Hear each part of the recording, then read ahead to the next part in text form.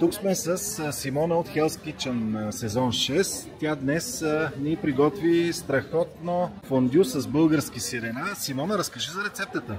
Здравейте! Рецептата е много лесна, но трябва да имате търпение за приготвянето й.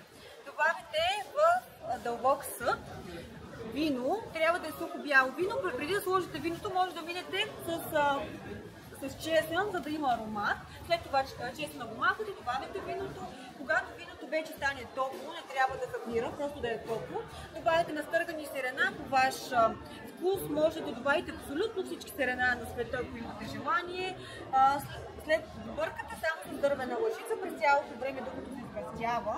Преди изгъстяването може да сложите поправки. Аз добавям и 2-3 лъжици горчица, също така лимонова киселина и всякакви поправки, като в случая ние използвахме и черен пипер и червен пипер. Преди да бъде готово, добавяте в отделен съд 1 или 2 лъжици нишасте, разтваряте го с виното, което отделно, което остане от виното. Прибавяте го, но преди това го разбърквате, за да може да не стане на буци. Прибавяте го внимателно към спреста и през цялото време бъркате. И когато вече се сгъсти, е готово за консумация.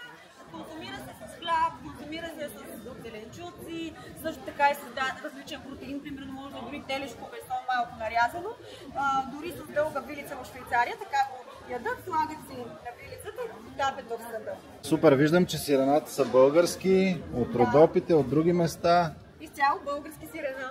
Как стана фондюто с български сирена? Много вкусно, може да питате повечето хора, които се върнаха поне 3 пъти вече за повторна порция.